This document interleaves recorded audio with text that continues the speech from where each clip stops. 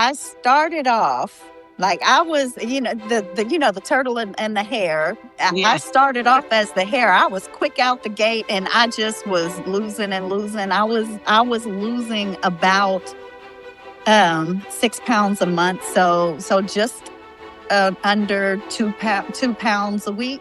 So Yes, I almost remember at you the were top. Yeah, I every was week. It doing was like pretty two good. pounds down, 2 pounds down, almost at Right. 2 pounds. Fast out the gate. And then around the 6 month mark, That's great. it That's another slowed. reason why I wanted to talk to you too, because it's so many people that start off losing a lot fast, right? And that just Mhm, you're so motivated, and you're like, this is gonna work. It's just you mhm, can't believe it, and then it starts to slow down. And mhm.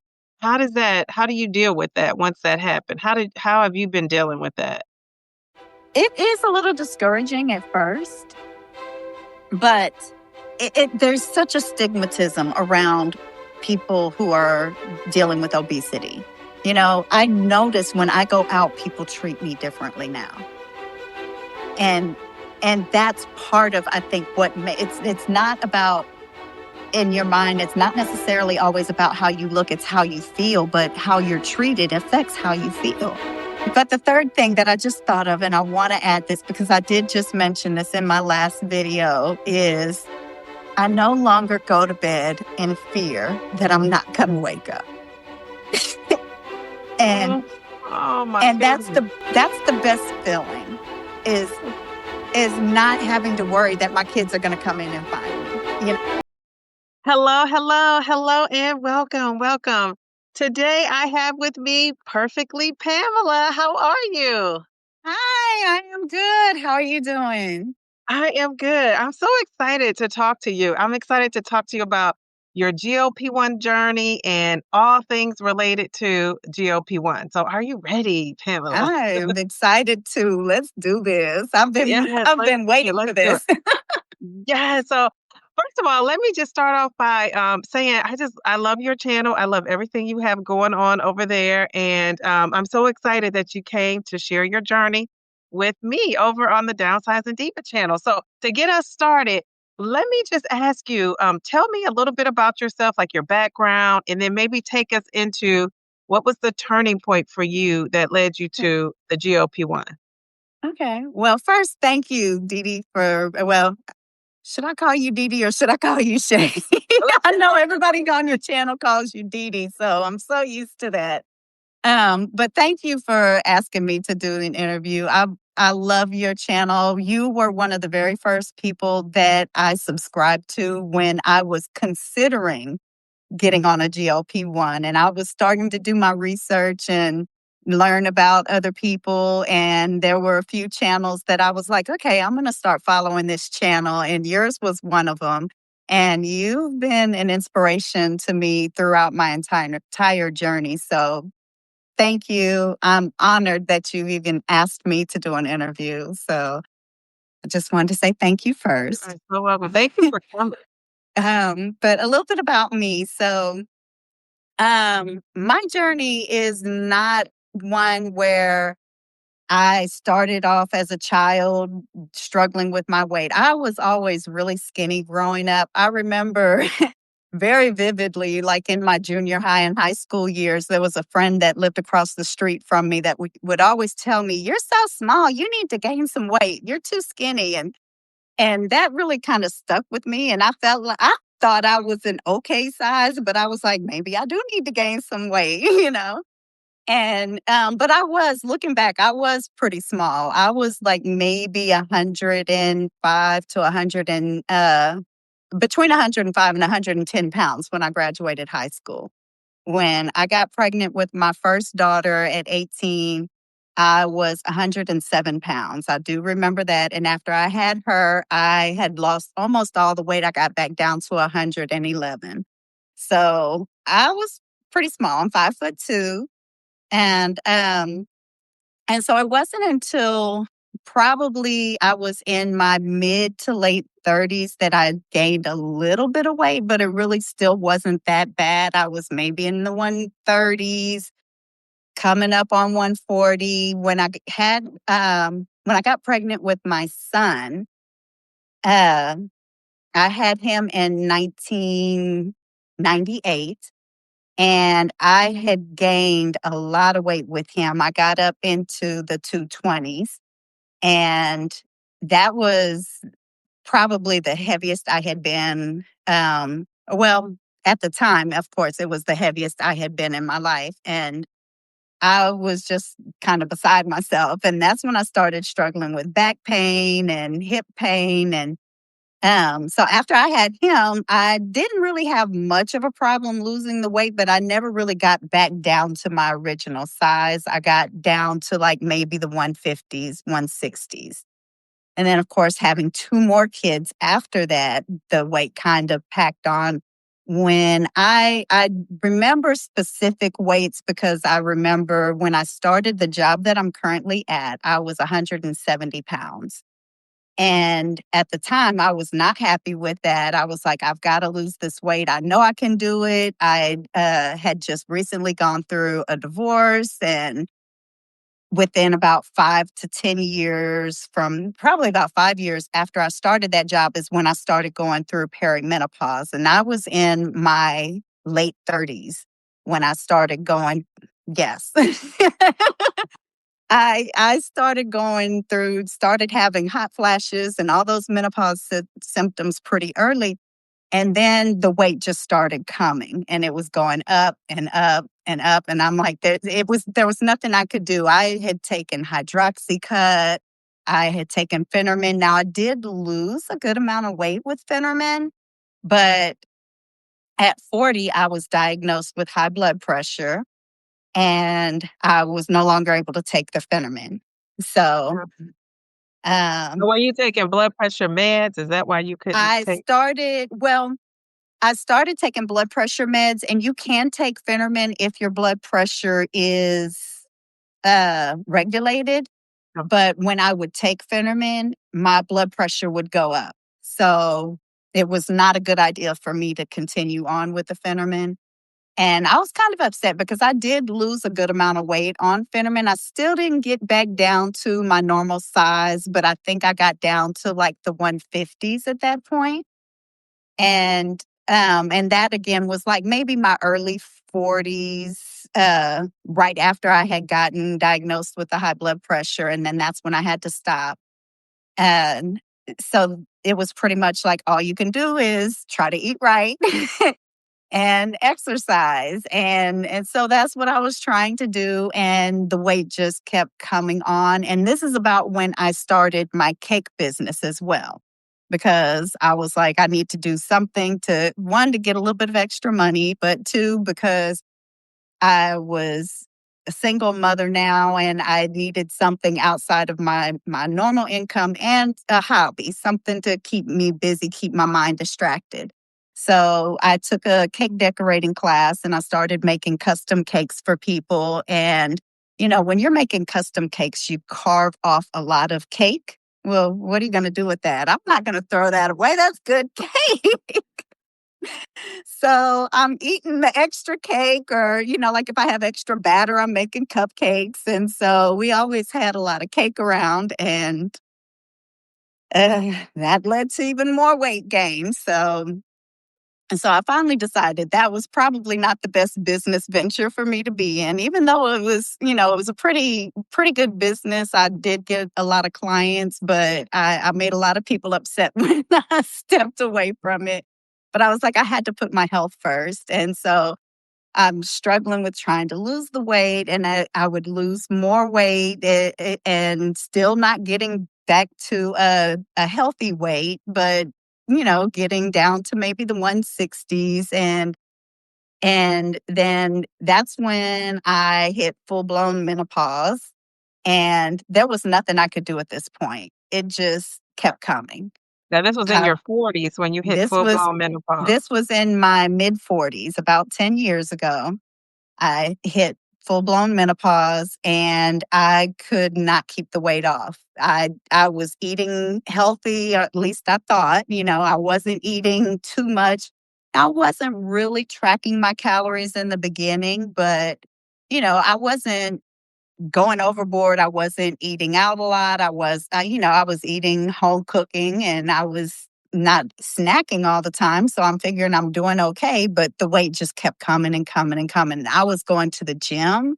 I was working out at that time, probably 5 days out of the week, and just could not get the weight to come off.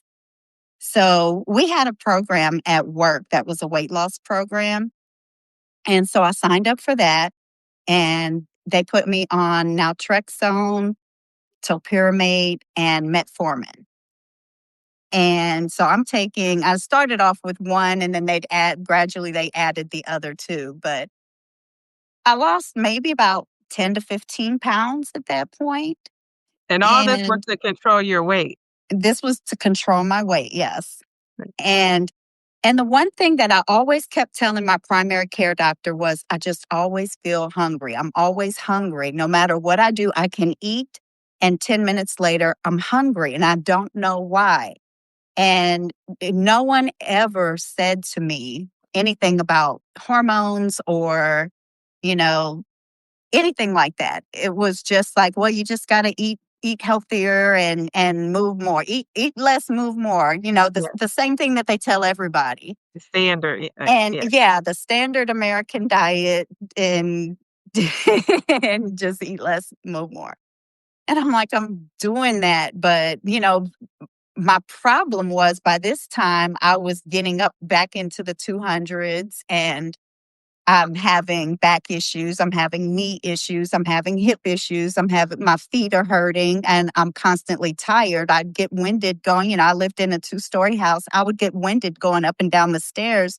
So my kids would have to do my laundry because the washer and dryer were upstairs and my room was downstairs. So I'd put everything in my basket. They'd take it up, put it in, move it to the dryer, bring it down, and I would fold it and put away. So I mean, it was a good deal, but it wasn't intentional. It was because I just couldn't get up the stairs that easily. And so it got to the point where my weight finally at my highest was around 240 pounds. And I sent you one of those pictures, me with my family. That's actually at my dad's the repast that we had after his service. And when I looked back at that picture, I could not believe what I was seeing, because when I would look in the mirror, I would just see myself. I saw what I knew myself to be. I didn't see this 240-pound woman that is in that picture. And when I saw that picture, I'm like, that is what I really look like. And Mm. I realized how unhealthy I was, because in my mind, that's not what I saw until I saw that picture. And then within a month of my dad passing, we found my brother deceased in his apartment. And I was like, I've got to do something. My brother was only 58 when he passed away. And so I was like, okay, I need to do something to get healthy. And there were nights when I would go to sleep and I would, like, my heart would be racing, and I was feeling like different pains. One of my checkups, my doctor said I had an abnormal heart rhythm. They had done an EKG or ECG, which the one that checks the heart. And it was normal, but it scared me. And because there would be nights when I would feel like a numbness or a tingling in my arm. And I'm thinking, am I going to die tonight in my sleep? Are my kids going to come in here tomorrow and find me no longer alive? Now, Um, let me ask, so was your dad and your brother, did they pass from things that were preventable, and that's why you were making the connection, afraid that could be you, or were you just nervous and afraid because two of your, family I, members I, had passed on? I think it was a combination. So my dad did have heart disease. He had a pacemaker put in probably about 5 years before he passed. And he actually had went to the hospital for something completely unrelated. Um, was in the hospital for a few days to a week. I don't remember exactly how long, but um, I was with him at the hospital almost every single day. And the doctors were like, "Oh, he'll be ready to go home tomorrow as long as his vitals are stable." He had had a surgery, and they were like, "As long as everything's good, he'll go home tomorrow." Well, things were still not looking as where they wanted him. A blood level was out of whack or something was out of whack, so they were keeping him. And then the one day that I could not be there, my sister called me and said that they had got him up out of bed to walk, and he just passed out, and they never could revive him. So his heart basically just stopped. And with my brother, we don't really know the cause of his death. We opted not to do an autopsy for a couple of reasons.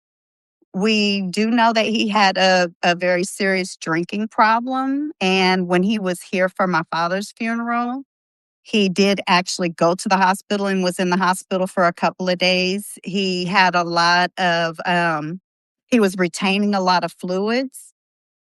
So our thought is it was probably cirrhosis.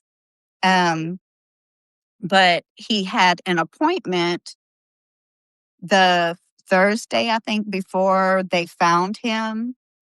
And he didn't make it to that appointment. That I think was with either the cardiologist or a nephrologist, a kidney specialist. But he never made it to that appointment.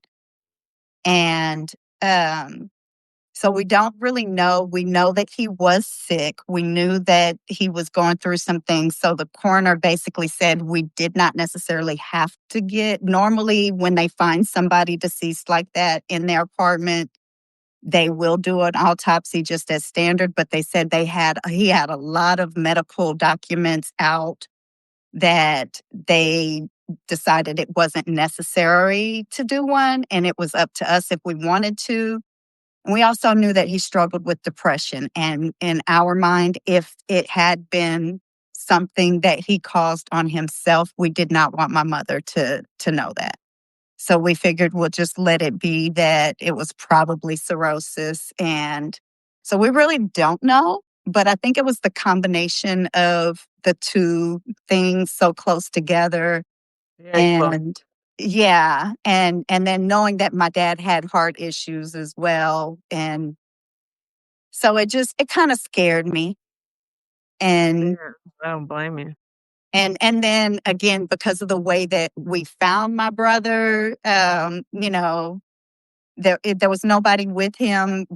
He wasn't, we actually found him on Mother's Day. And how we found him was because my mother said he hadn't texted her. Because my mother's deaf, so we communicate with her by text. And she was like, "It's not normal. He hasn't texted me."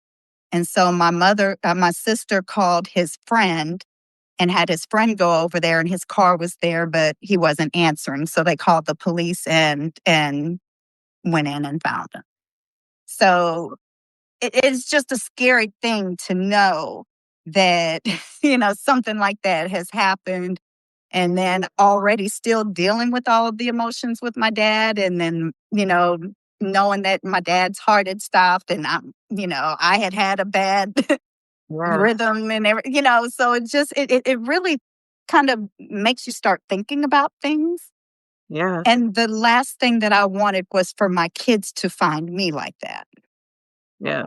And so I was like, I have to do something. And the weight loss program that I had joined with work wasn't working for me.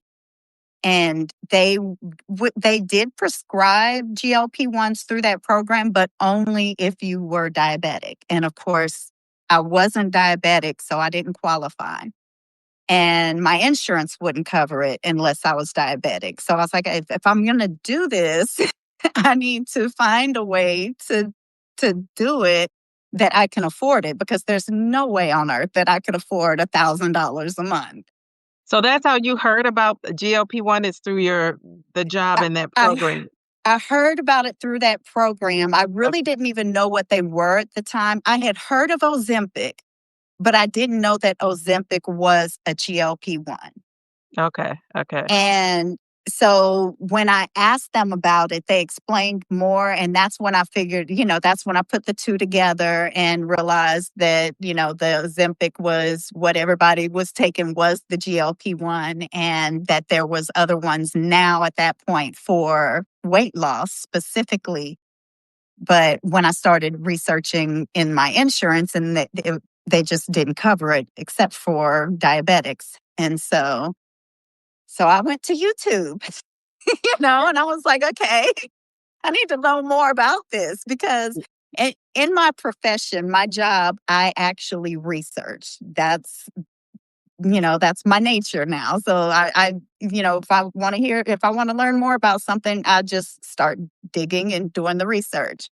And so I was like, okay, well, I'm going to go to people who have done this and used this. And I know that when I was doing keto, because I did do keto for a while, there was a lot of keto channels. So I'm like, there's got to be YouTube channels about GLP-1s. I mean, weight loss is a very popular subject Yeah, because everybody who wants to do it, or most people, I'm not going to say everybody, but most people who want to lose weight struggle with it. yeah, It's not that easy. It's so easy to put it on, but it's not very easy to take it off. that's the So, truth. YouTube is the how-to of YouTube University. of the media. So I was like, well, let me go here and start looking at stuff. And then I just started searching for different channels, or not even channels, but just different GLP-1, and finding different channels. And when I found ones that I liked, I would subscribe and start watching and getting the information. and So you got and the information before you actually started taking the medication. Mhm. So is Yeah. that what made you decide between semaglutide and Tirzepatide? I don't know who specifically if there was a specific channel that made me decide, but listening to some of the different things that people were saying about being on semaglutide and being on tirzepatide, it seemed like the people who were on semaglutide had more side effects, or the bad side effects, like the nausea, the vomiting, the diarrhea. And the people who were on tirzepatide had less of those side effects, but were having better results. Mm, And then I was like, okay, well, what's the difference between the two? Is it just a different medicine, or why are these people getting better results with less side effects? So that's when I started, went to Google University and and found out that the tirzepatide had the dual agonist in it. And I'm like, okay, well, that makes sense. Well, if I'm going to do this, I want to do something that's going to suppress my appetite and slow down my digestion so that I'm feeling full longer. It just sounded like the better option. It was more yeah, expensive, but overall, I knew with how much I had to lose that I would need to be in the 20 or more percent of body weight loss.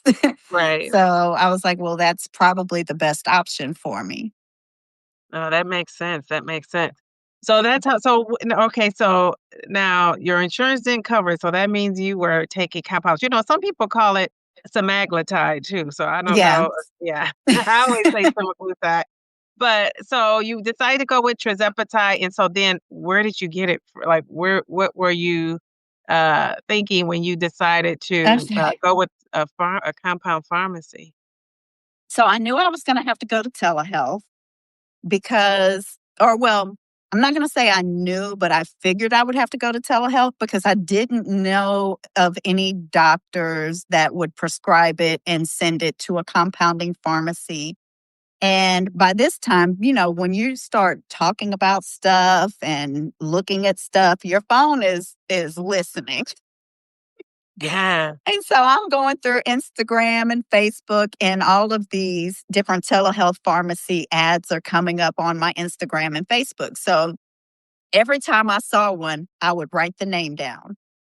And so one day I just sat there and I started scrolling through my phone, and I would see a telehealth, I would write it down, scrolled some more. I sat there for probably 2 or 3 hours just going through listing out telehealth companies. And then I started Googling them.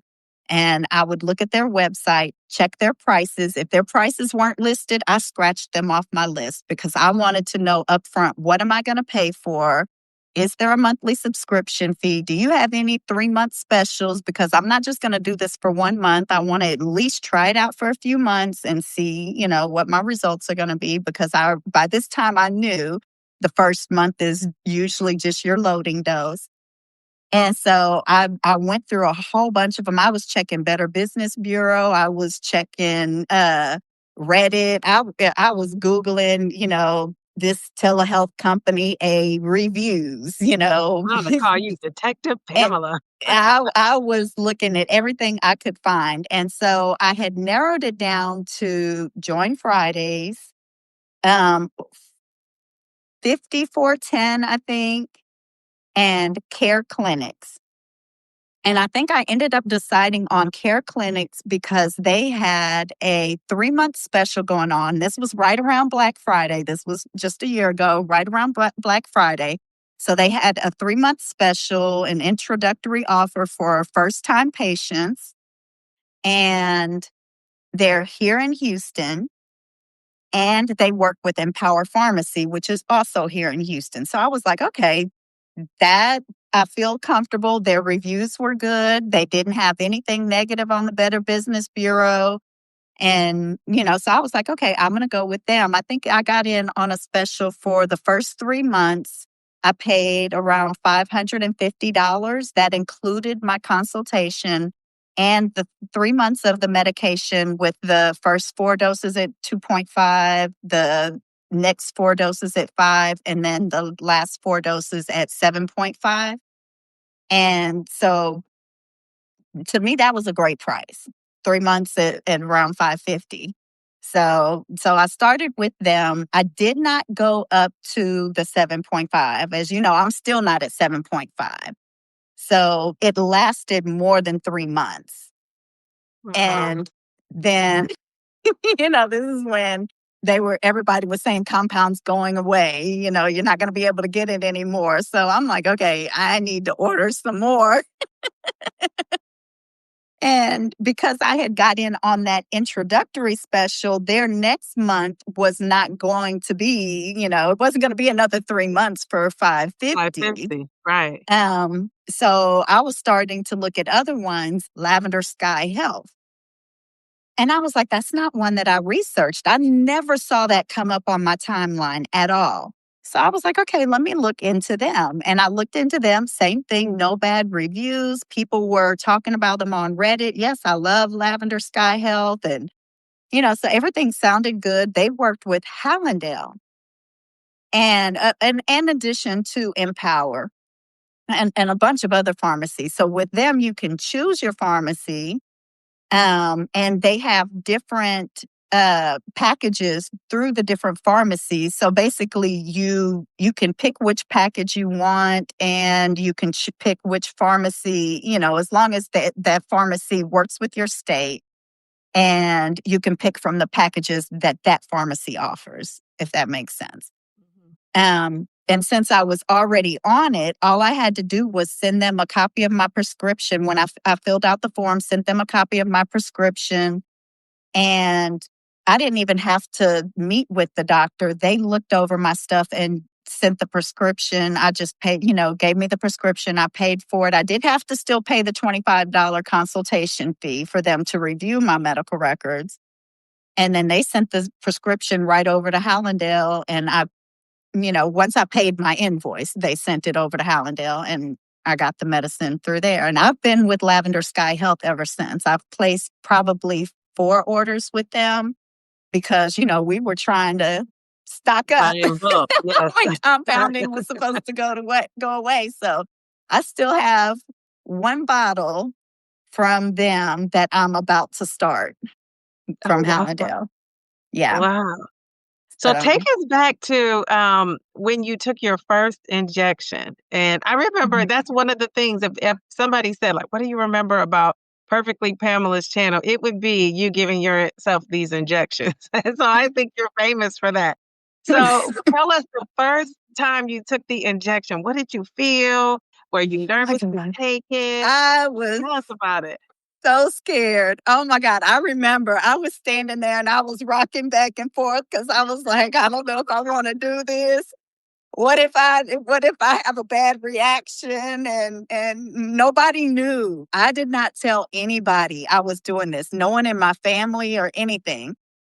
And so I was like, if I take this injection and again, here's my crazy thought and I don't wake up tomorrow, nobody's gonna know what happened to me. So I was standing there and I finally got up the nerve to just go ahead and inject myself. And I was like, oh, that's nothing.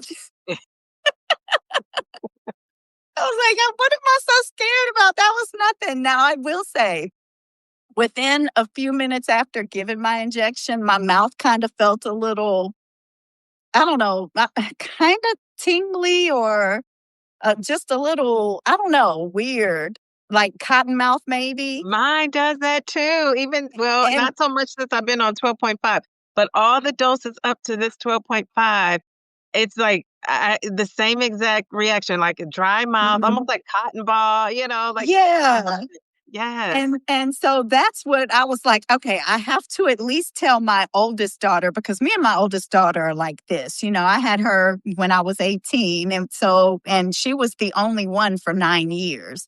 So, yeah. Wow. So, me and her are really close. And we share pretty much everything, as far as and there's not very much about me that she does not know. So I was like, I have to at least tell her. So if something does happen, at Yes. least she'll know. and so and at first she was kind of scared about it too, but now she's on it and she's doing great as well. But so, yeah, I was scared. I was, but after I took it, I was like, okay, it wasn't that bad. And then, the next day, immediately, really, like before I even went to bed that night, I could tell it was starting to work because I used to be a late night snacker. Like before I went to bed, I would always have to have some kind of snack, or I would wake up like 1 o'clock, 2 o'clock in the morning, and I would be hungry. And I took it, I wanna say it was around 10 o'clock at night when I took it, and I did not have any cravings that night and woke up the next day, and I was like, "Okay, this is different." And I don't think it dawned on me till about day 3 that I wasn't hearing the food noise. And How did that make you feel? it's so funny because you hear people say they didn't know they had food noise until it's gone. I knew I had food noise, but I didn't know that other people didn't have food. I didn't know that that wasn't normal. I Right, yeah. thought everybody had that constant voice telling them what's in the kitchen or, when you'd see a commercial on TV, I thought that lingered with everybody for hours that, oh, that pizza was amazing on that commercial, like I talk a lot about pizza. Can you tell I love pizza? But, I just thought that was normal. And I didn't realize until I didn't have it that that wasn't normal. And that's a good feeling to not have that food calling to you all the time? Yes. So, I was Right. excited. I was really excited to be able to go about my day without constantly thinking about food. It's a great feeling, it really is. It's like once you Yes, experience it, you don't ever wanna go back. exactly, exactly. So tell us about any side effects that you may have experienced because you are, you talked about the dry mouth, which I think to me, that's a sign that something's working. You know what I mean? Like the medicine's working and it's doing something. So any side effects that came with your GLP-1 usage? I would say now, surprisingly, the one that I was the most scared of, I don't think I really have had that much at all throughout my journey, and that is nausea. I get nauseous riding in the I get car sick, I get motion sick all the time. Like I can watch some people's YouTube channel if they're vlogging and stuff and they're moving around, I'll get nauseous. And so I was scared that I was going to get nauseous. I was thinking that was the first thing and the biggest thing that I thought I was going to have. And I was like, if that's the case, I'm not going to be able to take it because I can't deal with that. And I didn't really have that at all the first few weeks. I think it was maybe about the second week, maybe the third, that I started feeling a little constipated. And so, of course, I was prepared. I went out before I even started and I bought all this different stuff. I bought the Miralax and the Docalax, everything. and Listen, I don't recommend that. neither you do know, wait, I. I'm glad you said that because I don't recommend it either because a lot of it went to waste. yes, exactly. I still have a big bottle of Miralax because I don't really take it that much. And I still have some Docalax. I will say the Docalax chews, they look like Hubba Bubba gum, if you remember what that looks like. Mhm. They kind of taste similar too, but they dissolve as you're chewing them. Now, those I did use a few times earlier in my journey, and they worked amazingly. But it's really sweet and kinda chalky. And it's like, it's not the best thing, you know? So, we eventually, I went to the Mago 7, and I was like, "Let me try this again." I was scared to do it because it says on the bottle it's a cleanse, and I was like, "Oh my Mm. god. I don't know what this is gonna do to me," but I knew I needed something to help, and so, but that's the biggest side effect that I think I've had throughout the entire journey, on and off, has been the constipation. And so I do take the Mago 7 maybe once or twice a week if I need it. Okay. Other than that, I will say that I am drinking a lot more because of the dry mouth. And I don't really think that I noticed it until you said that that was a symptom. And I was like, yeah, I didn't even think about that. But dry eyes, I've had where my eyes have been burning because of just the dehydration. So I'm having to make sure I stay hydrated. Um, Now, were which of you a big course water helps drinker with before everything. this journey? No, No, not okay. at all. Not at all. If I showed you right now this little refrigerator behind me, there's nothing but soda and protein drinks. So how much water are you getting in? Because you're making a more of a conscious effort to drink the water. So how much are you getting in, do you think? Now I'd say this is 40 ounces. I would say probably about two of these a day, whereas before it may be one a week. Okay, very good. So I'm trying. You're trying. Well, that's good. So tell us about what you're eating, because I have a feeling like you're a great cook. So maybe one day when I come back to Houston, I'll get to taste some home cooking over there. So yes, so we'll do you that. meal prep, I know, and I Mhm. love this video you did where you tried the different snacks, and you had the protein snacks, and then you had these containers with the snack. And I'm a snack girl, so I was all into it. So Yeah. tell us about what is a day in the life of how you eat? How does that look? And are you counting calories? Are you tracking? Okay. I have kind of gotten away from counting. Now, in the beginning of my journey, I was documenting every single thing that I was eating. And if I made a plate and I didn't finish it all, I would go back in my app and I would take out what I didn't finish. I would weigh my food and everything. So I knew exactly how many calories I was getting. And I've kind of gotten away from that because now we're a year in. I pretty much know the portion sizes that I need and about how many calories I'm getting because for me, I need something that is going to be sustainable. And weighing my food, every single thing that I eat for the rest of my life is not going to be sustainable for me. Some people may be able to do that, but it's just not something that I want to do for the rest of my life. So now that I have an idea of what portion sizes, how much to eat, I don't really feel like I have to weigh everything. Now, there are still some things that I'll weigh out, but not very much at all.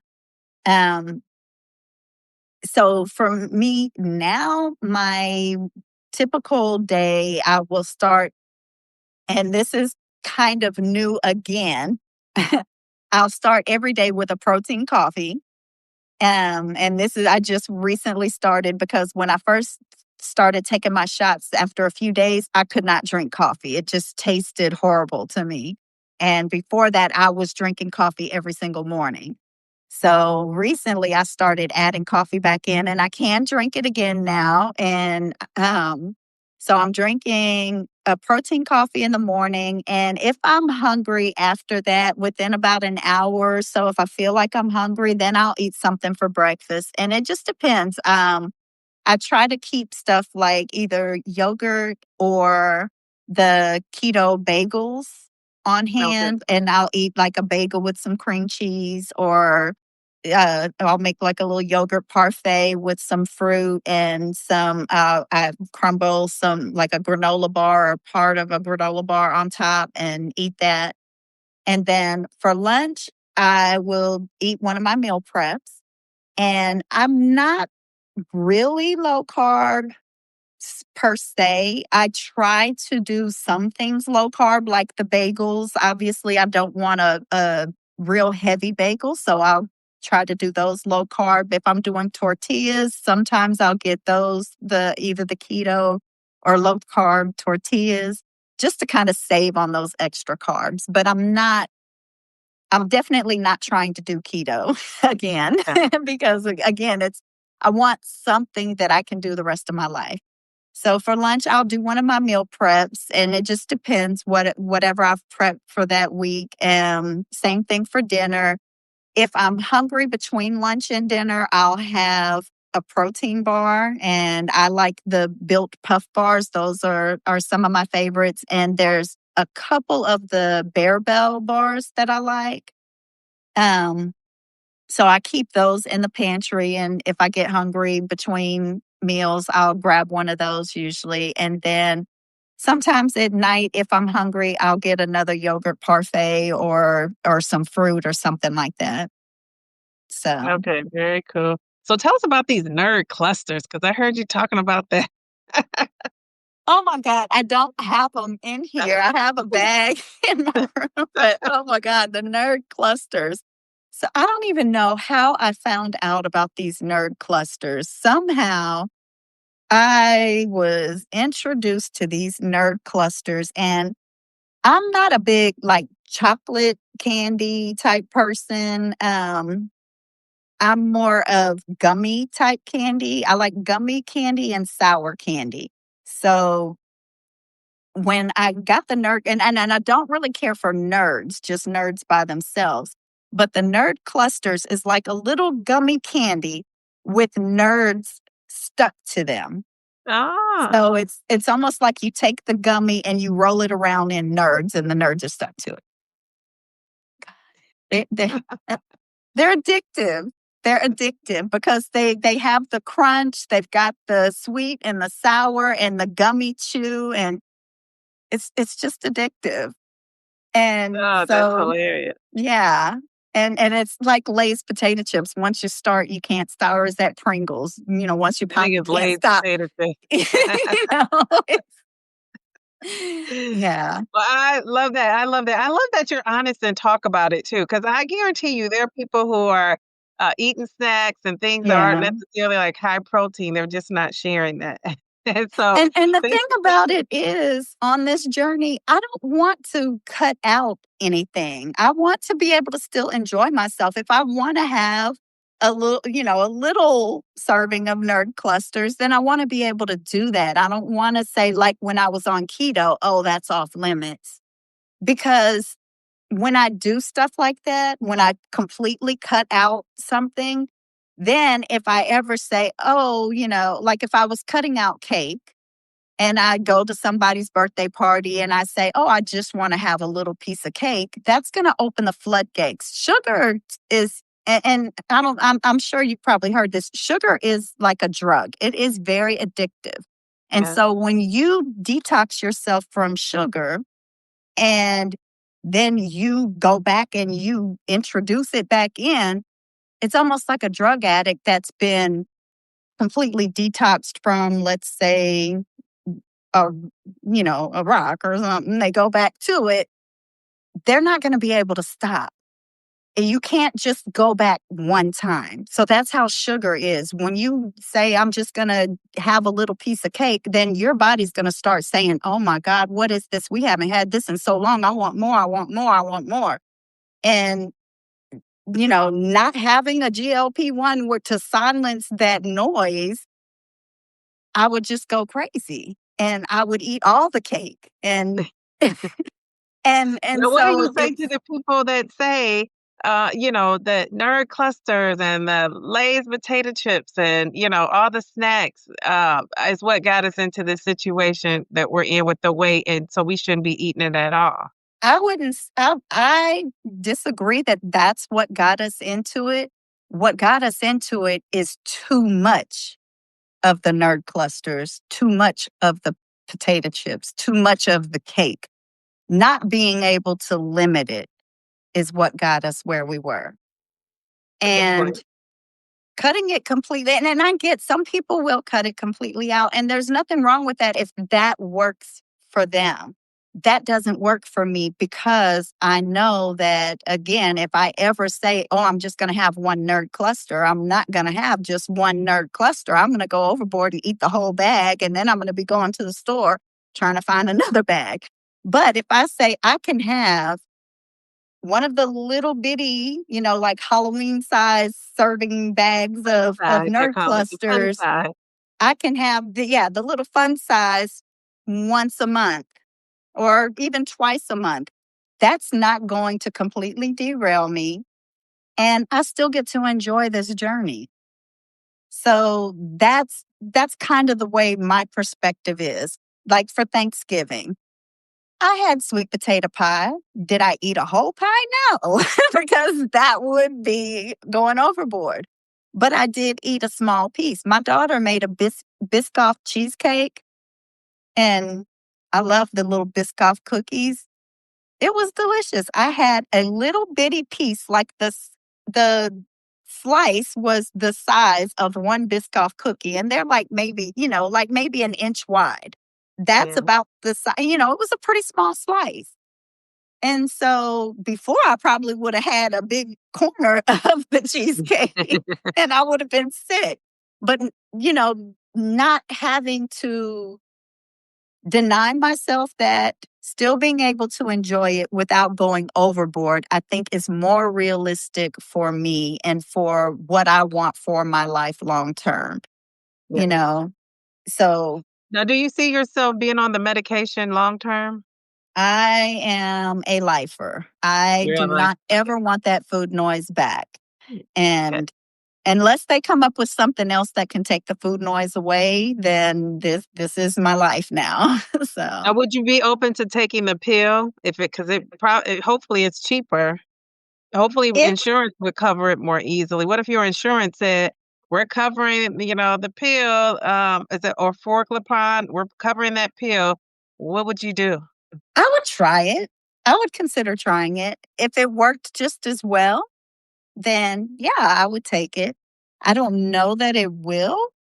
I'm skeptical, I'll put it that way, but I would be open to trying it, especially if my insurance was going to cover it. So, And also you'll be close by that time, you probably will be in maintenance too. So right, that's exactly. a thought right there. Okay. All right. Right, Very good. right. So, what about, let me ask you real quick before I forget. What about your protein? Do you have a protein goal each day? Did your doctor give you a protein goal? Where did you get your protein goal? And what is it? So I've kind of I did have a nutritionist give me a protein goal, and I don't really remember what it was offhand. I want to say it was around 90 grams a day, because I believe she had said to do 30 grams at each meal, which is typical, breakfast, Mhm. lunch, and dinner, 30 grams, you're getting 90. That's a good starting point. I try to shoot for 100 a day, and I usually fall closer to the 90, maybe a little bit under, but that's my goal. Sometimes I do way better. Sometimes I'm getting 120 or more, but for the most part, I think my average is somewhere in the mid to upper 80s. Okay, all right, very good. I love that. Okay, so yeah, that's around my goal is 120, but I'm getting closer to the 90, 100 as well. I'm like, Yeah. trying to aim for that 120 though. So are you exercising? I know you are exercising. What kind of exercising are you doing? Mostly I am doing walking. I do some strength training on and off. I don't have like a set routine.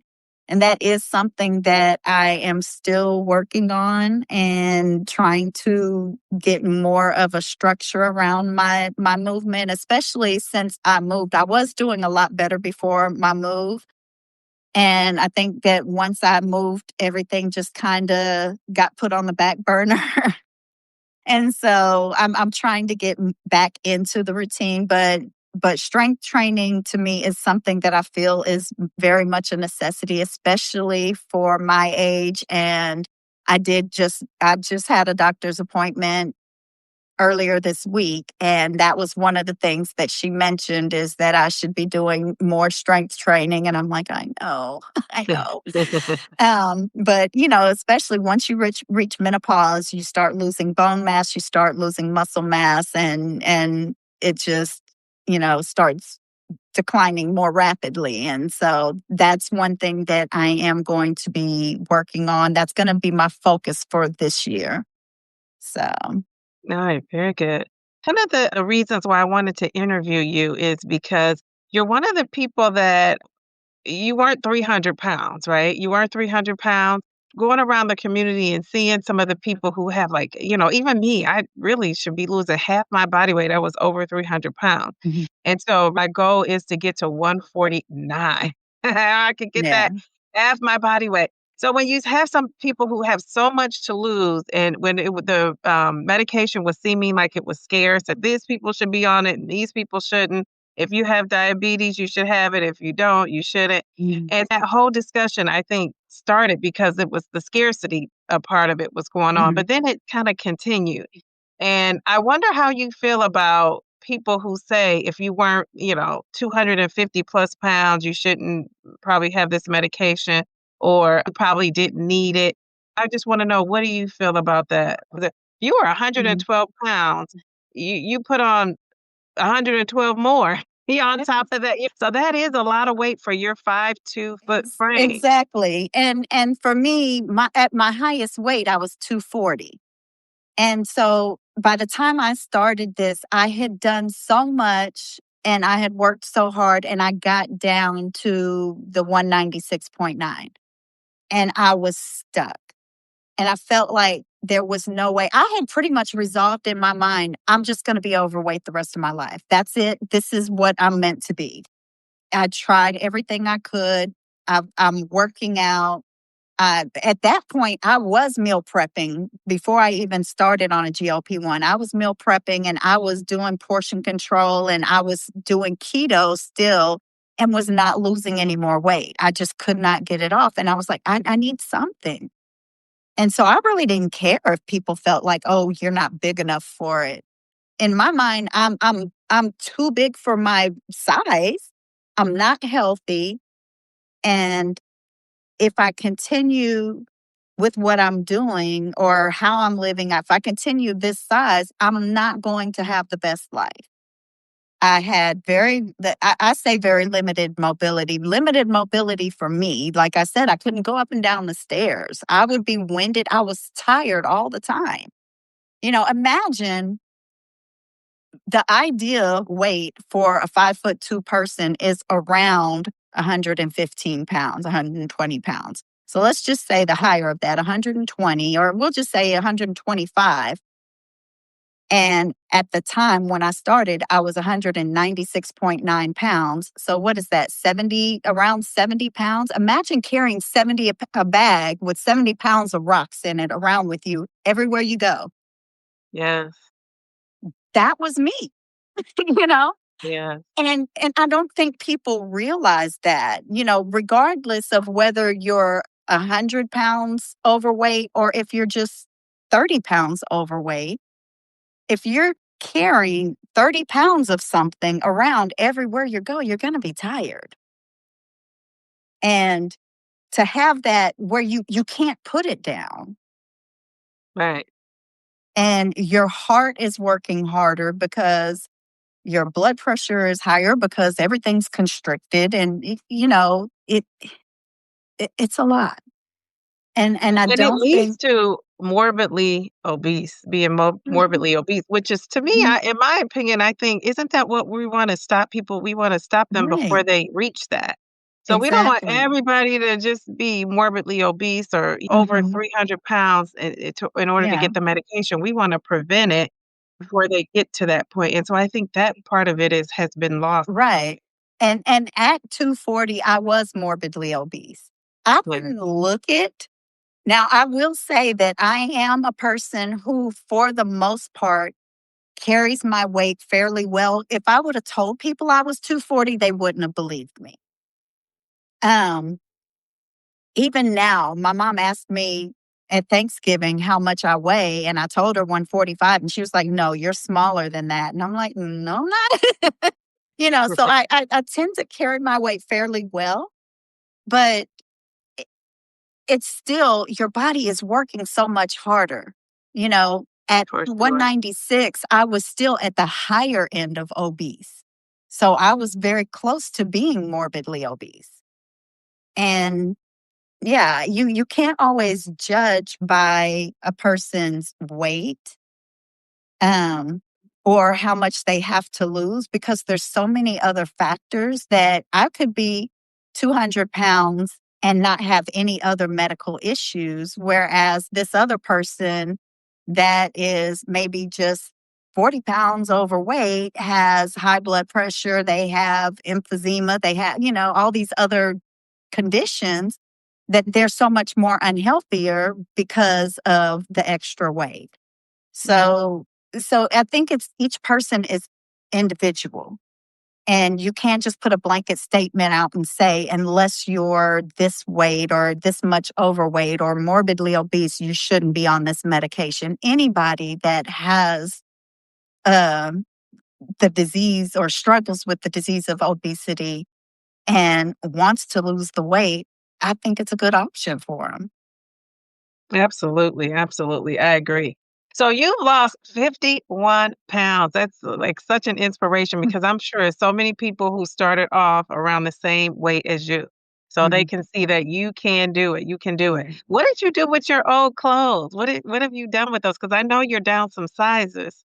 I kept one pair of pants and one shirt. The shirt that I wore in my very first video, I kept that shirt and I kept a pair of pants because I want to be able to do a comparison. And I'm glad you asked me that because now that it's a year later, I need to see what those look like on now. But other than that, a lot of it, especially when I moved, I packed up stuff and I gave it away because I'm like, I'm not going back.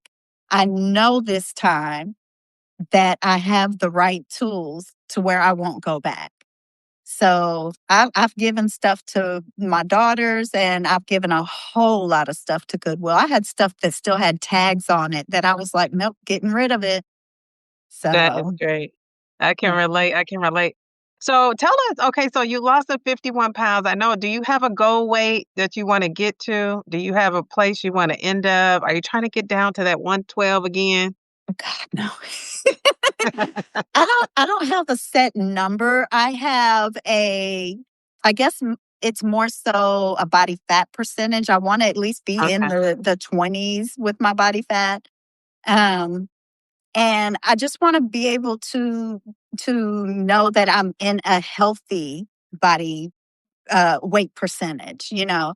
So it's not really a set number. My thought is it will be somewhere around 135, but if it's 140, I'm fine. If I never lost another pound, I would be ecstatic. Um, but I do know that my body fat percentage right now is still too high for my size. And or my number is too high. My body fat percentage is too high. Um, So I feel like as I'm strength training, I'm going to be trying to build muscle mass. So the number may not change. The number on the scale may not change very much, but the body fat percentage is what I'm looking to change now. So I think I'm that's excellent. yeah, I'm thinking maybe another 5 to 10 pounds, 15 probably at the most as far as the body fat. But again, it may go the weight itself may stay the same or even go up depending on how much muscle I'm able to build. All right, very good. Sounds like a great goal. Now, so we talked about a lot about the weight. So, what are some other non-scale victories? What are your top two or three that you have had that have nothing to do with weight or the number on the scale that has just that keeps you motivated? I'm sure when that scale is not moving. What are they? Well, I no longer live in a two-story house, but before I moved out, we packed up a lot of stuff and I was going up and down the stairs like it wasn't nothing. I was able to run up and down the stairs I and love that. I wasn't in pain. I wasn't out of breath. I would maybe about the third time I would start getting out of breath. but but I was amazed that after I did that, I think the second time I was like, wait a minute, I just did that. you I know? love it. And Yes. so that would probably be my biggest one that I'm able to go up and down stairs without getting winded. And another one is getting out of bed in the morning. There were so many mornings. Oh God, can I do three? Because I just thought of one more. Yes. There were so many mornings that I would get out of bed, and as soon as I would step my foot down, I would have a sharp pain in my foot. Me too. Oh my goodness. Yes. And I no longer have that. And so that is just What's that about? I think it was bone spurs, but the heavier you are, the more pressure you're putting on that Yeah. bone spur. And so, I mean, there are different procedures they can do to get rid of them, but if just losing weight works, then hey, I'm happy with I'll that. take it. But the third thing that I just thought of, and I want to add this because I did just mention this in my last video, is I no longer go to bed in fear that I'm not going to wake up. And Oh my and goodness. that's the best feeling is is not having to worry that my kids are going to come in and find me, you know? Aw, sweet. So I love Gee, that. yeah. That's like the number one. That's the main one. Right, exactly. I'm Oh, like, how did I not think of that as my number one? But oh my god. So do all but your yes. kids know now? You told all Yeah, the they kids. they all know now. What was their Yeah. reaction? And okay, so I think this is funny. When I was on keto, I lost 65 pounds. And of course, I did eventually gain it all back plus some. But during that time, I had asked my son if I looked better. And he was like, well, you always look the same to me. He never even noticed a difference. So recently, my son said, Mom, you look good.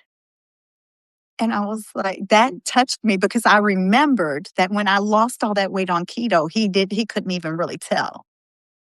And so Wow. for him to say that, and my two of my daughters have started, the oldest one, she's taking Tirzepatide still. Second to the oldest daughter, she's pregnant now, so she's no longer taking it. But my third Congratulations. daughter is the one who I think struggles with her weight the most. And she is 22 now. God, I'm so bad with numbers.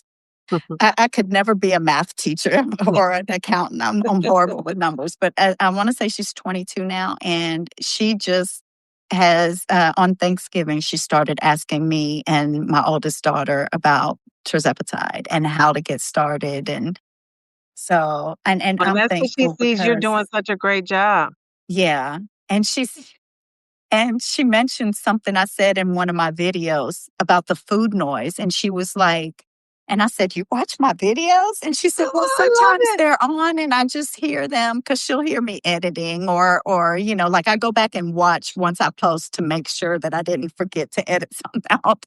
Yes. And she was like, "Sometimes I just hear them, but I heard you talking about the food noise and I feel like that's part of my problem, and, so I think it would help." And so I'm like, really, I'm excited for her, that she's now about to start her journey. So, Oh, and it's because of you, and you know what? She might not say that now, but I guarantee you, one of these days you're gonna be like, "Dee you were right." It really is you, and you see her seeing what a success you are, and I'm sure, just your whole outlook on things have changed. right. Obviously, you talked about, not, feeling like your kids are gonna find you, Mhm. in bed, not making it. So I just think Yeah. that's excellent. And what a great role model you are. Remember we talked about who have you inspired? Sometimes you don't Yeah. know. And I'm sure it's other people that you don't know who you have touched or have looked at your Right. journey and your story and they say, I'm gonna do that too. So I love that. I love that it's your Yeah. daughter. Very Yeah. good. So, well, let me ask you. So, even your daughter who's starting out, what advice would you give to a newbie? What piece of advice would you give them if they wanted to start off on this journey or they have a goal or plan and they're doing it? What would you say to them? Oh God, so much. So first I would say to if you're going through a telehealth, if it's not something that's covered by your insurance, then I would say find a reputable provider. Um, but I would say first don't be scared. The injections are not anywhere as bad as they may seem, and it's so worth it. Just get started. And don't worry about if you don't feel like you're losing anything the first few injections. Some people might, some people may not. It may take a couple of months. It may take more than a couple of months before you really start losing. Just stay the course and stay in contact with your provider. Make sure that you're on the optimal dose for you. And if you're experiencing any side effects, then make sure you're staying hydrated, make sure you're eating properly because, even though I say I'm not cutting out anything, I am still making sure I'm getting protein, I'm getting my vegetables, my fiber, and so I'm trying to make sure everything is balanced. So that's still very important. And then I would also say find a community. You need to have somebody that's going to support you, even if it's just one person. If you're not a YouTube person, you don't want to, you know, find other YouTube channels to support you or to ask questions or to where you're really just feeling discouraged, you need somebody to motivate you, find a person that can hold you accountable, that you can open up to, whose shoulder you can cry on, or, just everybody needs somebody. And whether it's this community, which I so love, or if it's just a friend, a neighbor, a family member, somebody, find that person that is there for you. And think that's about it. I'm sure there's more, but No, that's a great start. Great start. So let me ask you, what word would describe you before you started taking Tirzepatide, before your GLP-1 journey? How would you describe yourself? I would say I don't the first thing that came to my mind was lost, but I don't think I was really lost. I think I was just discouraged. I was Good word. I like I had said, I resolved myself that that was my life. That was what I was going to be, that, that God just made me overweight and that was it. And yeah, so I was discouraged. I had no more hope. I didn't think that the GLP-1 would work either, but I was at least willing to give it one more try. So Very good. I'm glad you did too. I am And too. so, yeah. And what about now? How would you describe yourself now? Oh my gosh. I am oh wow. I'm ecstatic. I'm hopeful. I want to say reborn. I know that's kind of more on the spiritual level, but I feel like a new me. My whole life has been transformed. I feel like a whole new person. I have hope. You don't realize so much the mental aspect of it because I guess that was it. I was in a cloud and Yeah. I'm no longer there. I have a brighter outlook. Everything is better. And it's not to say that, oh, when you're overweight, everything is doom and gloom. But for me, it was. And it was like everything, I was unhappy and now I'm happy. And, it's sad that that's tied to the weight, but it's because of the different effects of the weight, because I was not able to do the things I wanted to do because I was so tired. And now I'm not. So I'm able to live life the way that I want to. So that makes me happier. Yeah, so when I first asked you that, your face lit up. I was like, yes. And that's a good point too, because I think a lot of times we associate the weight with how you look, right? You don't look Mhm. so hot, people, you might not get Yeah. the stares or the glares or, Mhm. people saying you look nice. And I think, a lot of times we focus in on how we look, but really just think about all that's going on with your body, all that Mhm. fat around your organs, Yeah. the energy, your energy level is that, your heart is racing, faster than it should. And all those things kind of weigh you down. And I Yeah. think that's what makes you more unhappy. And then I think Right. people making comments about how you look is kinda like the icing on top because really it starts from inside how you're feeling, and Mhm. then you start feeling a certain way about yourself. So I think that Right. this medication is just such a lifesaver because it really works on you from the inside out, right? It really Right. is working on you from the inside out. So that's why I say when that scale is not moving, get that DEXA scan to, give you something to work on, the Mhm. InBody scan, whatever you can do exercise, do all the things that aren't necessarily related to that scale so you could Right. just kinda pick yourself up. So, Yeah. And well, thank you. and I know you're wrapping up. There's such a stigmatism around people who are dealing with obesity. I notice when I go out, people treat me differently now.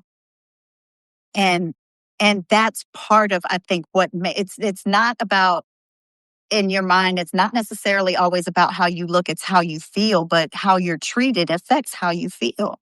Yes. And when people treat you nice, or more people are holding doors open for you, or, people complimenting you, it makes you feel better. And you don't get that as much in a larger body, you know? No, you don't, and So, it's kinda unfortunate that our society is very visual, right? Everything is so visual. right. And I'm a visual person myself too, even though I like to see things written and all of that, but we are visual. But I do think that sometimes people don't realize it's like a human being in the body, right? It's not Right. his body. So, Yeah. yeah, I think that a lot of that is lost. And of course, with my profession, I see that it starts so young. It really, Yeah. really does with the Yeah. judgment of how you look. So if we Hmm. can start with the little ones and have them learn how to treat people, hopefully they Right. carry that on with them. I consider myself slow and steady.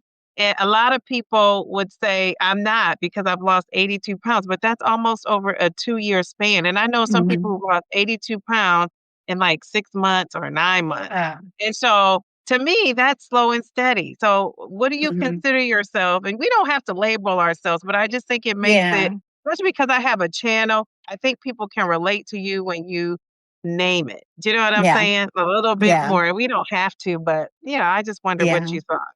So I would say that I started off like I was, the turtle and the hare. I Yeah. started off as the hare. I was quick out the gate, and I just was losing and losing. I was losing about 6 pounds a month. So just under 2 pounds a week. So Yes, I almost remember at you the were top. Yeah, I every was week. It doing was like pretty 2 good. pounds down, 2 pounds down, almost 6 Right. pounds down. Fast out the gate. And then around the 6 month mark, it slowed down. I think I lost my wind. I became the turtle. I went from losing about 6 pounds a month to losing about a pound and a half a month. And Oh, wow. it's been like that the rest of the journey. So now I would say it's slow and steady. And I'm fine with that. I'm fine with that because I feel like slow and steady is really more sustainable.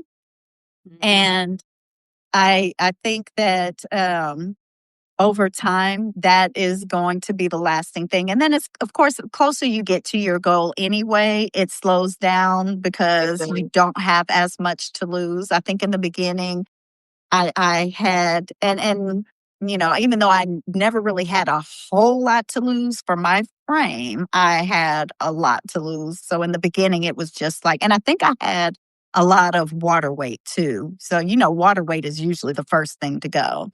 Yes. So, so yeah, Well, but I think that's great. That's another reason why I wanted to talk to you too, because it's so many people that start off losing a lot fast, right? And that just mhm, you're so motivated, and you're like, this is gonna work. It's just you mhm, can't believe it, and then it starts to slow down. And mhm. how do you deal with that once that happened? How have you been dealing with that? It is a little discouraging at first, but when I look back over the course of everything and I try to take a step back and look at the bigger picture, it's like you're still losing. And even if you just lose 4 pounds this month, before you started on this journey, you weren't losing anything. Absolutely. You went 6 months going up and down the same 5 pounds.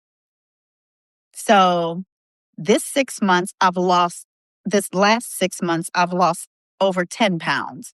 So that may not sound like a whole lot just looking at it, 6 months, you lost 10 pounds. But if you take a step back and say in the last year, you've lost 51, and before that, you only lost 5 for 6 months and you gained those 5 back every time you lost it, then that puts it more into perspective. So, when I first started, the first couple of months that I only lost a pound or so, I was kind of feeling a little deflated. But then it finally got to the point where I was like, but I'm still losing Yeah. and I'm still headed in the right direction. That's my thing is like as long as I'm still going the direction I want to go and I'm not putting it back on, then I'm good. So Yeah, and the win here is too, you are not gaining. I think that's so important. yeah, You're either maintaining or you're losing, but you're not exactly. gaining it back, which you probably would have already if you weren't taking the Right. GLP-1. And I also think Exactly. your inflammation is still gone. Your heart is still Right. beating the way it should. Um, Yeah. you don't have high blood pressure anymore, is that or I how's I that going? do. I'm still on my blood pressure medication.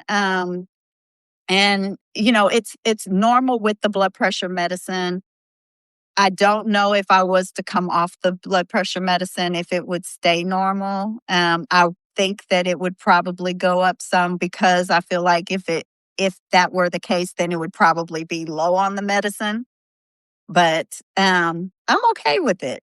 I'm okay with it. My all of my other labs were better. The only thing that was abnormal or not within the normal range was my bad cholesterol. I can never remember if it's the HDL or the LDL. The one that's LDL, supposed to be under yeah, 100, it the was, LDL. yeah, I think the limit is up to 99. It was 100. Ah! So my doctor was really pleased with that. She was like, Yeah. I don't even need to order any more labs because everything looks so good. So Very yeah. good, good. See, all of that, the scale's not gonna measure, so I'm so glad we talked Right. about that.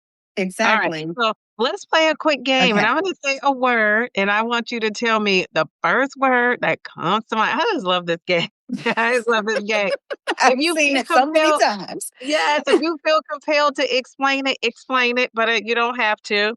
So the Okay. first word is GLP-1s. Life changing. Yes. What about menopause? Is that a word? We'll Can take that this be my out with word? it. Well, you experienced menopause so early, so geez Mhm. Louise. Now, do you never said this, but are you taking? Did you? We'll come back to that after the game. Okay. I'm going to come back to that. All right. What about compounds? I would say necessity. Necessity. Good word. Mhm. Strength training. Oh God, another necessity. Jeez. What can be my what's another word for necessity? Um, Jeez, I can't think of. we could say it's a requirement. We could say it's mandatory. Yeah, mandatory. Let's go with mandatory. What about cardio? Oh my God, this is more than one word. Um, I would say it's good, not necessarily as not as important as strength training. And I know this isn't one word. I can't put it into one word. It's good and it's beneficial, Beneficial. Yeah. but I want to add that it is not as important as strength training. Now, for someone like me who does have sometimes heart wants to act funny, then it may be more beneficial than for others who don't have that type of issue. But yeah, I would say beneficial, just not as important as the strength training. Yes, But especially as we age, we wanna get strong. We wanna be but strong. real quick before we move to the next word, when I was at my doctor, she did remind me that the heart is a muscle and that cardio is Yes, working your heart. So it's strength training for your heart, if you look yes, at it that way. yes, that's a good way to look at it too. It definitely has its place. We don't wanna get Mhm. rid of it or say, "Don't Right, do it." But, right. yeah, we just wanna make sure people strength train because I think for the longest, the message was that you should just do it was cardio, cardio, Yeah, cardio. And now we know different, right? We know that yeah. you gotta get that strength training in, so that's great. Alright, what about meal prep? Ah, jeez. Um, I wanna say integral part or Yes, an it's integral part of your journey. Being yeah, prepared, right? Being prepared. yes. Yeah, so stay ready so you don't have to get ready. Exactly, stay ready. And really, honestly, that meal prep is so helpful for me anyway because it keeps me out of the fast food, right? I'm prepared at home. Mhm. I know I have meals to go, and Right. I know I have something I can eat, and it's not necessarily frozen. It's home cooked, and I could just take it out and get it going. And when I don't meal prep, Mhm. that's when I tend to go to fast food. Even Yep, if you're eating at the what we consider like some of the healthier fast food, it still has sodium unless you're getting a yeah, salad with no meat on it. yep, And then the dressing gets you, so it's always something. right. I cannot tell you how many times those meal preps have saved me from either ordering delivery or stopping somewhere. Like when I take my daughter to work and I'm coming back and I think, oh, I'm kind of hungry. Should I just stop and pick something up? And then that's like, nope, you have Yeah, meal prep at home. yeah, So I it love has that. saved me. Alright, what about aging? Mm, it's going to happen. I mean, um, gracefully. There Graceful, we that's a go. good word. Yes, yes, we love that. Okay, and final word well, no, this is the second to the final word. What about family? Oh, love. Love. Yeah, I love that. And finally, YouTube. Community. Community. Yes, I Mhm. love that. Well, let me ask you about the whole menopause piece before we leave here. Okay. I just wanna know, did you do, some sort of treatment? Because you said you started menopause in your 40s. That was so long ago So compared to now, where we're at now, where they're mhm, recognizing that these treatments aren't mhm. harmful and, they don't cause cancer like they once thought they were. So back when you Right. it was like the big scare of you shouldn't do Mhm. BHRT or HRT. Did you do Yeah. either one of those? So, okay, when I first started having hot flashes and everything again, I was in, like, my late 30s, mid 30s. And I talked to my OBGYN at that time about getting on hormone replacement therapy, and she flat out refused. She said, "I do not do that. I don't believe in it. It's, you know, the cancer thing and everything, and I was like, okay. So I just kind of dropped it. And at the time, I didn't know much about it. I don't even know how I heard about it. I just knew I was having hot flashes and I was miserable. I mean, I distinctly remember one day going to pick up my contacts and I was sitting in the chair and all of a sudden I got a hot flash. And when I stood up, the whole back of my pants was soaking wet. It looked like I peed on myself. And luckily I was wearing black, so no one could really tell, but I was like, we have to leave, like Jeez. the place was in the mall and I was like, we can't go shopping now. We have to go because I'm drenched. But I was miserable. And so after I dealt with that for a few years, by this time my insurance had changed and I was with a new provider. And so I asked her about it and she was like, well, we can start you on estradiol. And so she prescribed me the estradiol cream. Of course, my insurance wouldn't cover it. So I had to pay out of pocket for it. And that helped tremendously. So that's the only thing that I've been on. And that was, God, that's been probably,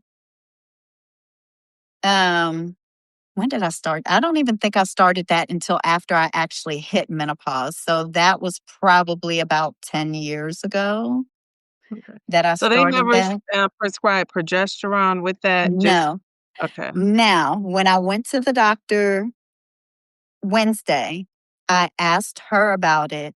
And she agrees, and she actually looked at my chart and she asked me when my last period was, and I said, it's been about 10 years. And she said, she looked at my chart and she said, you started menopause early. And I said, yeah.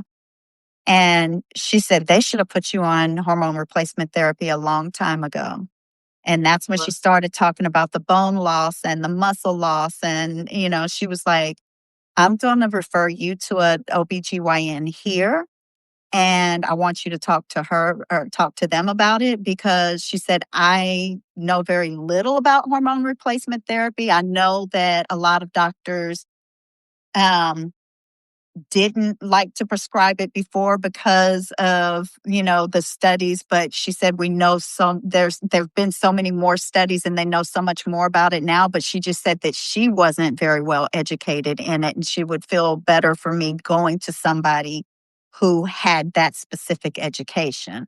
So I did get the referral. I haven't made my appointment yet, but Good. because of the holiday, but I'm planning on doing that Monday. I'll make that appointment. So I'm hoping to actually get on true hormone replacement therapy. But even the estradiol just by itself has been a game So changer. you've still been taking that for 10 years? Yeah. Wow. Jeez Louise. Okay. All right. Very good. All right. And then, so I'm going to ask one more thing and then I'll let you close it out. I just wonder, we never talked about this. If you could start over, like do you have anything you would do differently taking your GLP-1? Because it's like you're a year later reflection. What would you do differently, if anything? I would one start earlier. Um and two, I would have started strength training earlier. I would have from day one, if not even just doing strength training before I even started. That would have been uh, throughout the course of my journey. I think it wasn't until I started watching Taisha really get into her strength training that I was like, I need to start doing strength training. And I'm not gonna lie, at the beginning of my journey, I was still very tired, and that was my excuse: is I'm too tired to get up, even just to pick up the weights. There were some times when I would sit on my couch and I would sit there with the weights and I'm like, I'm doing something, Yes. and Yeah. but I would make that more of a priority from the beginning of my journey. Yeah. Great. Great. Great. a piece of advice or something you would have done different. I agree. Mhm. So tell us about your community, the community you have built over on your YouTube channel. Well, I love your channel. I think and people love it too because they're watching. But we got to get people to subscribe, like to hit that subscribe button. So that's one of the things I want to see for you. So hopefully, anybody watching this video out there, you go to Perfectly Pamela and subscribe to her channel. Your channel is so it's just so welcoming. You're I feel like you're very informational. You're on top of it. When you said you Mm, were like a researcher, I can tell those compounds, especially early on when things were mhm, going on, you were just kind of like my go-to to hear what was going on. You and another channel to hear what was going mhm, on with all things related to compounds because I've never been on it, so I don't know. mhm, I was just kind of learning, which was helpful for me with the subscribers that I have to be able mhm. to support them. So tell me, like, Yeah. what made you start your channel, and tell us what are you doing over there on your channel? So I started my channel mainly for to have a video documentary, I guess, for myself. And my whole thing was if nobody watches this and it's just for me to go back and see where I started and how far I've come, then so be it. Yeah. But it kind of evolved, and as I started getting people commenting, and I'm starting to build that community, and I'm starting to see that the same people are coming back and they're commenting, and I'm getting to know people, and I try to learn people by their real name and not just their handle. If they're, um if their handle doesn't include their name in it, but I find out their name, I try to call them by their name because I feel like that builds more of that relationship. And it's kind of evolved to something so different than what I expected because I really didn't think anybody was going to subscribe. I thought I'm just documenting this, and if somebody finds it helpful, great. If not, it's going to be helpful for me because when I did start keto, I didn't really document everything. I did film a few videos way back in my keto days, but I didn't document from beginning to end to be able to see where I started and where I was. And I did lose, like I said, 65 pounds. I had lost quite a bit. Still didn't get to where I am now because I started at a heavier weight, but um, it it feels like it's different this time because I have that community and that support. And now it's like, not only can I not let myself down, but I don't want to let my community down. So Yes. it's kind of like I have to stay the course. I have to keep on this journey. And when I do feel a little discouraged, I look at those comments and I'm like, these people are rooting for me. Wow, me, you know? I know. Yeah, and I and say the so same thing. it's yeah, and it's just it's so amazing to have that support and people that share with you, and then when they come to me with questions and I feel like I can answer them, I feel like I'm doing something good for somebody, Yeah. and that that's a good feeling, to know that you've got these people that are coming to you for advice. And so it's amazing. It's amazing. It is. Now, And anything you have coming up on your channel you wanna share or, um, anything um we can look out for? so yeah, I am kind of stirring towards a little bit more of the meal prep because I feel like that was a lot of I was getting a lot of questions around the meal prep. And another thing that I'm starting to get a lot of questions about is the compounding piece of it because so many insurances that are still covering GLP-1s for weight loss are now dropping them coming up in January. And so I'm starting to get questions in my inbox about compounding, what companies to use, which ones to avoid, how do you go about getting with a compound company? So I'm going to start talking a little bit more about that and what my experience has been as far as the compounding companies and what to watch out for and some of the things that you need to be aware of, like somebody commented way back when I mentioned that I was changing from Empower to Hallandale, and the dosage was going to be different because the compound was different. And somebody made a comment, they didn't know that each compound can be a different strength. And even if you get it from the same pharmacy, it could be a different strength because they make different batches. Oh, So wow. so every prescription could potentially be different. Now you may get the same strength, but it's not a guarantee. So you have to be aware of what your prescription says, and so that you're not overdosing or underdosing.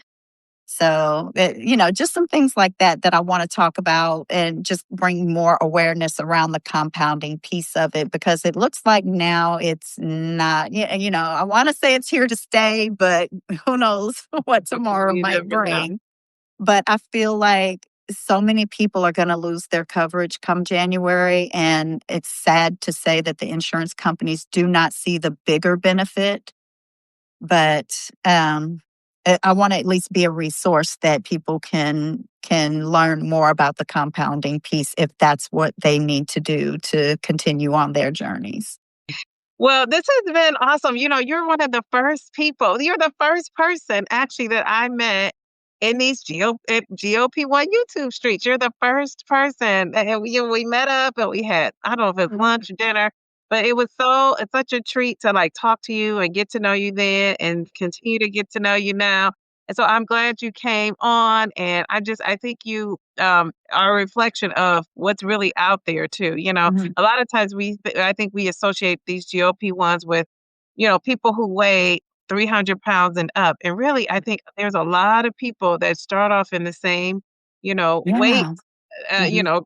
as you. And even, if you started off at 180 or 170, if you have weight to lose, you have weight to lose. Your journey is Right. important too. And so I just Exactly. wanted that message to get out there. And I think you're a great reflection of that. And Well, so thank I you. appreciate all you do over there on your channel. We're going to subscribe to Perfectly Pamela, and we will see you on your channel. I'll let you have the final word.